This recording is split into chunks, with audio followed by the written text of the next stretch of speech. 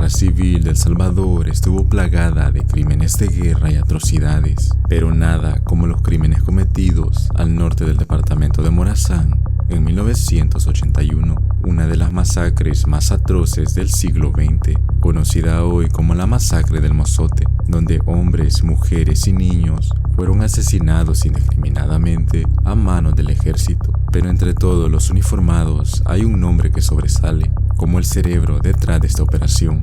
Este es el de Domingo Monterrosa. Es por esto que en este video estaremos viendo la historia del teniente coronel Domingo Monterrosa, el peor criminal de guerra de El Salvador.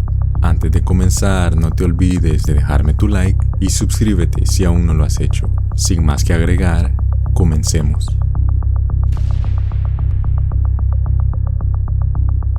José Domingo Monterrosa Barrios nace un 4 de agosto de 1940 en Berlín, un pequeño municipio en el departamento de Usulután. Aunque no mucho se sabe de su niñez, sí fue un joven sobresaliente, tanto así que en 1963 se gradúa de la Academia Militar Capitán General Gerardo Barrios, obteniendo el puesto de segundo teniente ese mismo año, destacándose entre sus compañeros, algo que lo definió en toda su carrera. En 1966 viaja a Panamá a sacar el curso Escuela de las Américas, un curso que más adelante se reveló enseñaba a sus integrantes cómo torturar y cometer todo tipo de crímenes de lesa humanidad.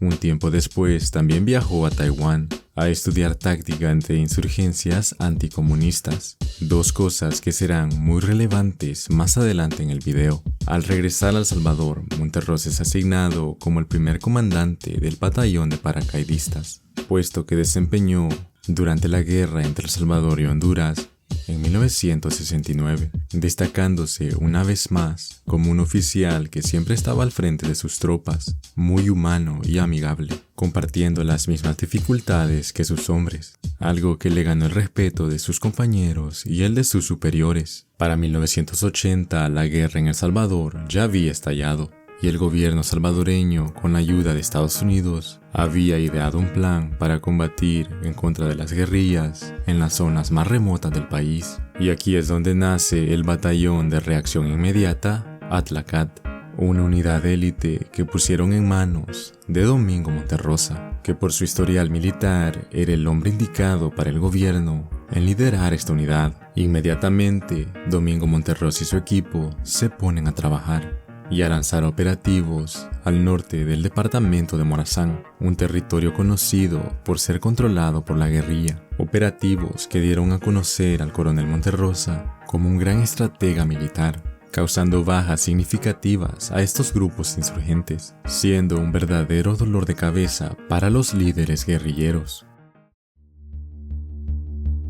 El 10 de diciembre de 1981 marcaría con sangre la historia salvadoreña, ya que el batallón Atlacat, al mando de Domingo Monterrosa, lanzó un operativo en el pequeño municipio de El Mozote, solo que esta vez no sería en contra de la guerrilla, sino en contra de la población civil de aquel lugar, algo que hasta ese momento desconocían por completo los pobladores, ya que no eran simpatizantes de la guerrilla y en su mayoría eran conservadores y apoyaban al gobierno. Por esta misma razón ignoraron las advertencias de parte del FMLN que les dijeron que evacuaran esa zona. Al final, alrededor de 986 personas perdieron la vida ese día, según los testimonios de los pocos sobrevivientes, que en su mayoría fueron niños y jóvenes mujeres. Los primeros en caer fueron los hombres, esto después de ser cuestionados y torturados por horas en la plaza central del pueblo. Las siguientes fueron las mujeres y posteriormente los niños, que fueron alrededor de 552, contando aún los no nacidos. Después de hacer estas atrocidades, los soldados se les dio la orden de quemar los cuerpos y todas las casas en el pueblo, destruyendo así toda la evidencia de lo que pasó en aquel lugar. Inmediatamente esta noticia corrió por todo el país.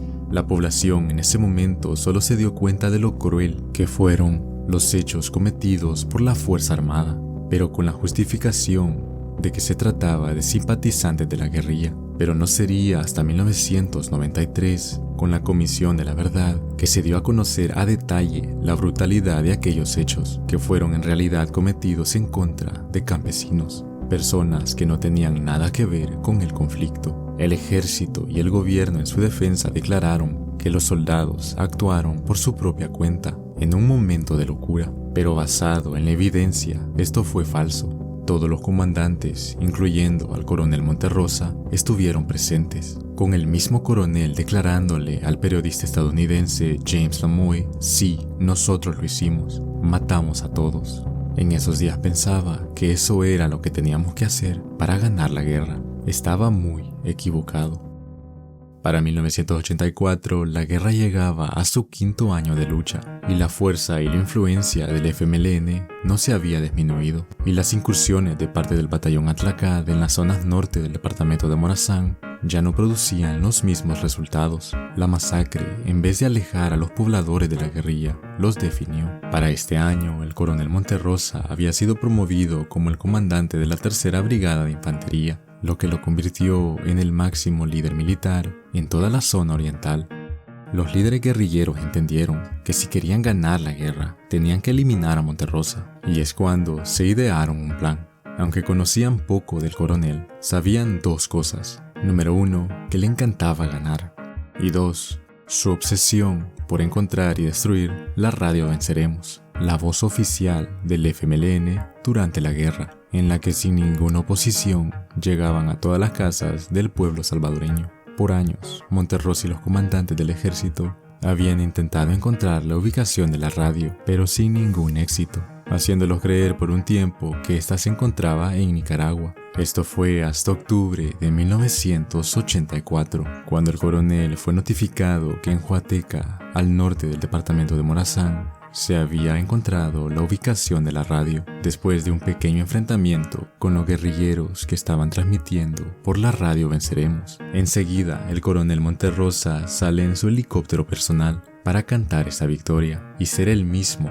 el que trasladara la consola de radio de vuelta a San Miguel. Pero lo que él no sabía era que acababa de caer en el plan maestro del FMLN en su contra. Aquella consola de radio estaba repleta de explosivos, junto a un detonador, el que se activaría cuando el helicóptero sobrepasara los 30 metros de altura, y todo salió como planearon. El 23 de octubre de 1984, el coronel Domingo Monterrosa muere junto con otros 6 comandantes, los 2 pilotos de la aeronave, un sacerdote y un sacristán. En total fueron 14 personas las que perecieron ese día.